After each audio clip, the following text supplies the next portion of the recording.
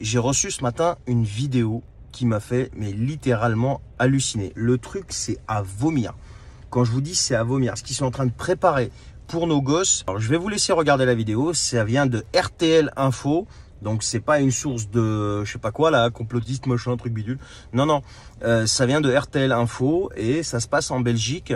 Et franchement, si on ne fait rien pour protéger nos gosses, si les parents, ça les secoue pas, ça les réveille pas, ça leur montre pas un petit peu l'incidence de ce qu'est cette pensée gaucho-progressiste qui est en train de bouffer la société et maintenant, ils s'attaquent à nos enfants, comme si elles n'en avaient pas assez de la société en général. Si avec ça, les parents ne se réveillent pas et ne disent pas stop, mais complet à ces fous furieux qui sont qu'une minorité et qui essayent de laver les cerveaux de nos gosses et qui veulent remodeler cette société à leur image et comme ils veulent, eh bien là, il n'y aura plus rien à faire.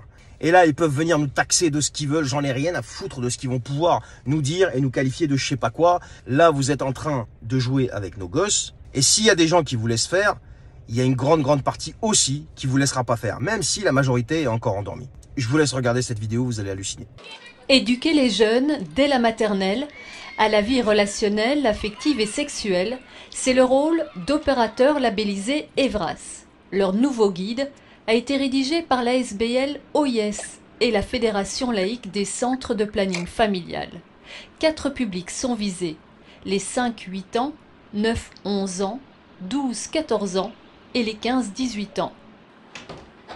Un guide qu'a parcouru cette pédopsychiatre, spécialiste de la petite enfance. Il y a des parties qui sont très bien faites, et je tiens à le souligner, mais il y a aussi des parties qui ne répondent pas du tout aux besoins des enfants, mais qui pensent y répondre évidemment, mais qui répondent à des questions que les enfants ne se posent pas.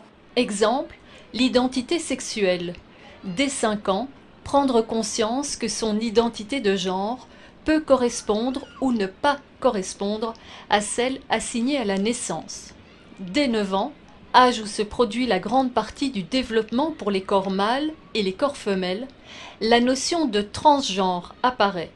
Il s'agit d'informer l'enfant sur la possibilité de prendre des hormones ou de recourir à des opérations chirurgicales. Il y a évidemment un risque d'intrusion psychique chez l'enfant qui est potentiellement traumatique, avec un risque de conséquences sur la santé mentale au long terme et même sur la vie sexuelle d'adulte. Et de toute façon, l'enfant qui ne se sent pas dans le bon corps va de toute façon le manifester à un moment donné de manière assez spontanée en fait. Et donc, il ne faut pas faire d'une rareté une généralité. Le guide prévoit aussi de sensibiliser l'enfant dès 9 ans à la liberté de choisir sa ou ses partenaires. Et toujours à 9 ans, reconnaître que les partages de sextos et de photos de nus peuvent être excitants et source de plaisir. Se sentir libre d'en envoyer dans le consentement. Tout à fait inadmissible. Je pense que ça, c'est vraiment quelque chose qui doit être revu et corrigé. Un enfant de 9 à 11 ans ne doit pas faire de sexto. Et s'il en fait un, c'est qu'il y a un problème il y a quelque chose qui ne tourne pas rond dans sa vie quotidienne et il faut consulter. Plusieurs associations ont leur logo sur ce guide, notamment la Fédération des associations de parents de l'enseignement officiel. C'est un très bon guide. C'est clair que tout le monde ne partage pas cette vision, mais il est grand temps que ces formations prennent en compte les problématiques actuelles. Du côté de l'enseignement catholique, c'est beaucoup plus mitigé. Quelques éléments peuvent poser des questions sur la réelle adéquation entre les contenus et les besoins des enfants en fonction des tranches d'âge. Nous restons ouverts au débat.